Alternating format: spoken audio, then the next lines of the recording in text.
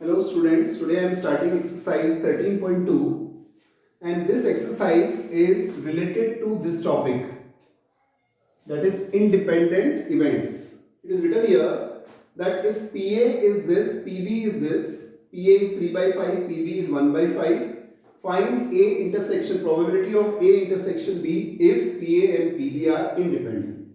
See, before I start this, I'm linking this with the conditional probability.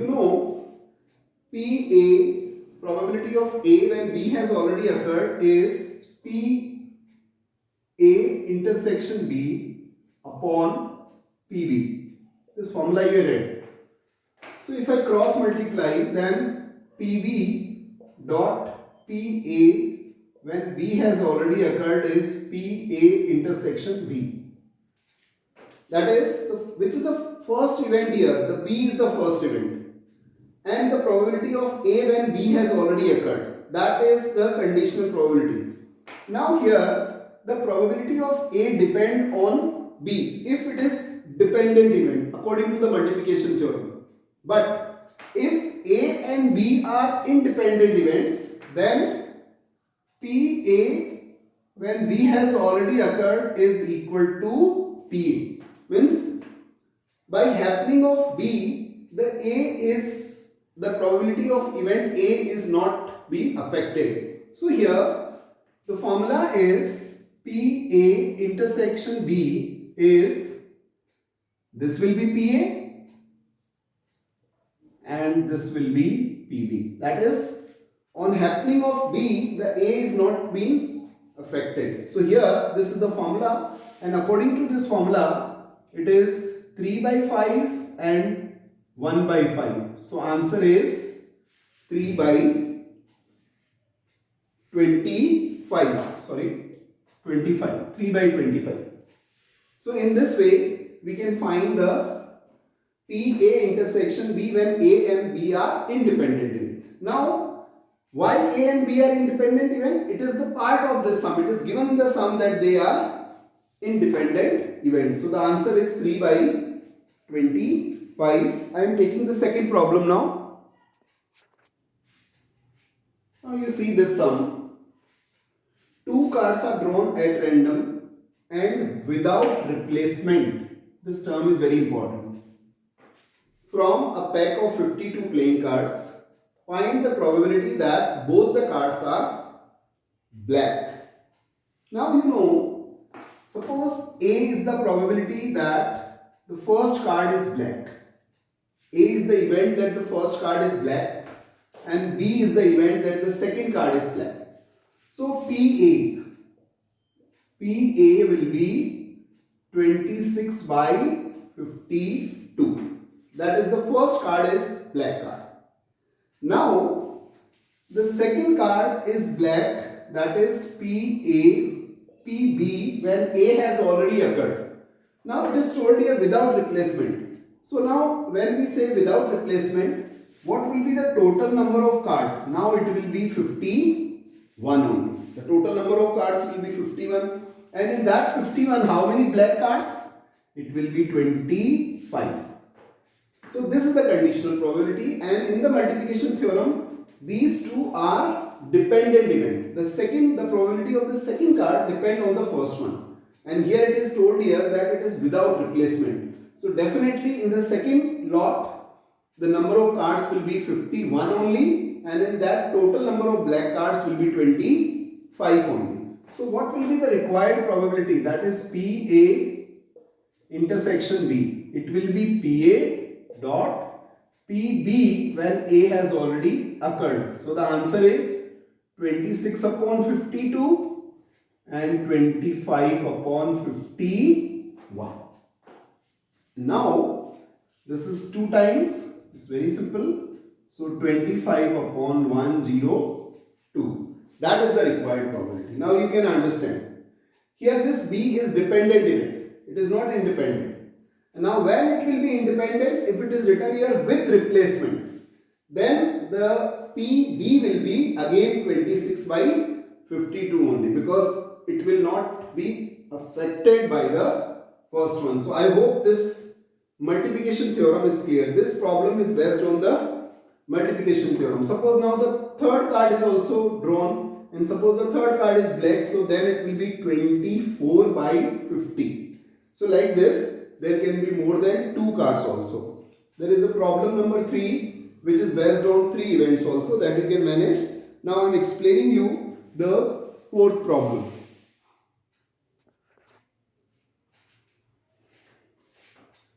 Yes, now you see this. A fair coin and unbiased die are tossed. Let A be the event. Let A be the event that head appears. So what is PA? 1 by 2. B be the event that 3 on the dice. So PB is 1 by 6. Now we have to find out whether it is independent event or not.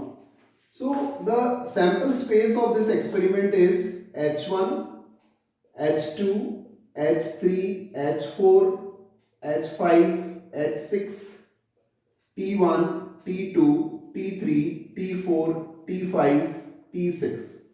Total elements are 12. Now look here, head on the coin and 3 on the dice. So only one event is there, it favors this. So what is PA intersection B? The answer is 1 by 12. And what is PA dot PB? That is 1 by 2 into 1 by 6. That is also 1 by 2.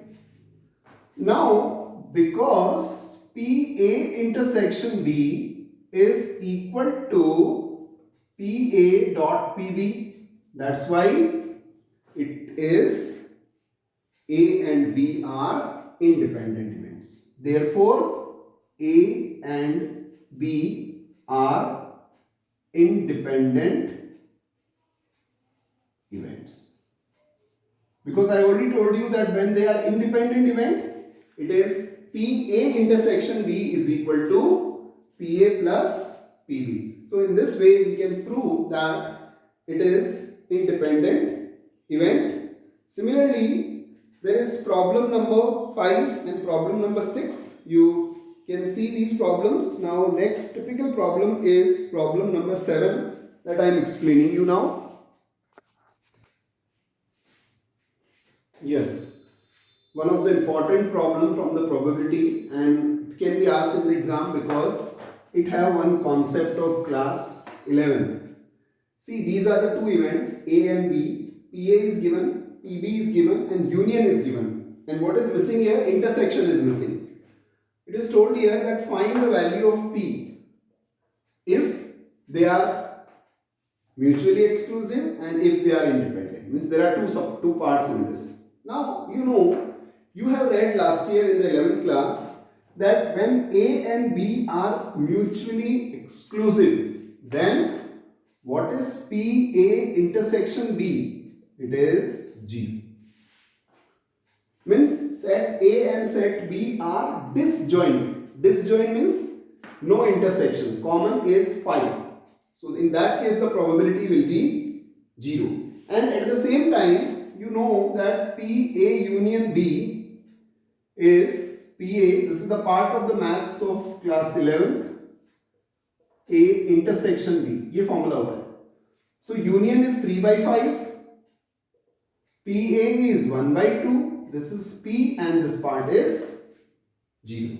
So what will be the value of P now? The value of P is 3 by 5 minus 1 by 2, the LCM is 10 and it is 6 minus 5, so answer is 1 by 10. So that is the value of P if they are mutually exclusive. Now the second part is if A and B are independent. See that time what happens? When A and B are independent, we have already done lot of sums. PA intersection B will be equal to PA dot PB. This formula is there. So now what will be the change here? What will be the change in this formula? I'm rubbing the previous part so it will not confuse you. See this. What will be the change in this formula? The change will be PA union B equals to PA plus PB minus PA dot PB. When they are independent, that time this intersection part will be the product. Now put the value 3 by 5. It is 1 by 2 plus, see this is 1 by 2.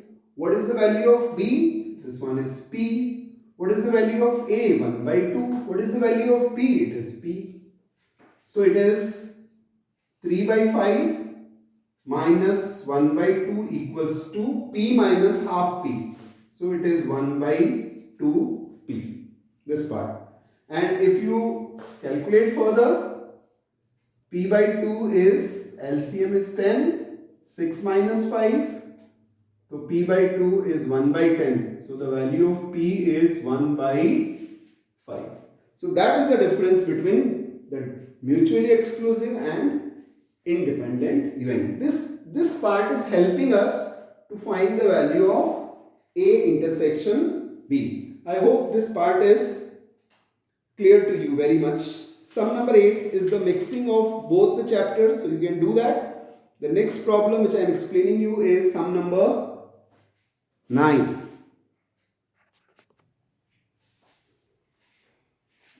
Yes, another important problem.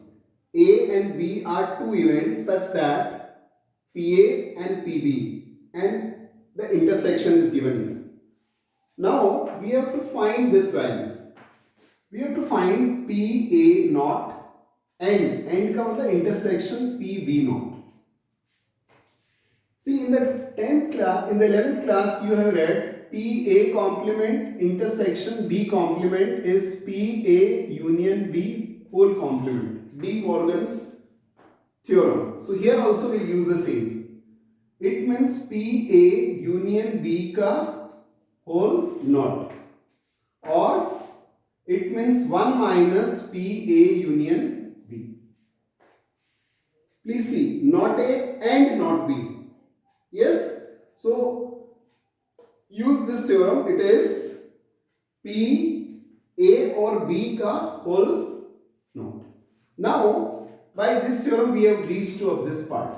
Now we want the value of PA union B, and you all know it very well that it is PA plus PB minus PA intersection B. So the answer is 1 by 4 plus 1 by 2 minus 1 by 8. The LCM is 8. So it is 2 plus 4 minus 1. So answer is 5 by 8 for this part. So what is our final answer? 1 minus 5 by 8. So the answer is 3 by 8. So what is the probability of not A and not B? It is 3 by 8. I hope this sum is clear to you. In the next video, I will explain you the remaining problems of exercise 13.2, which is the important exercise.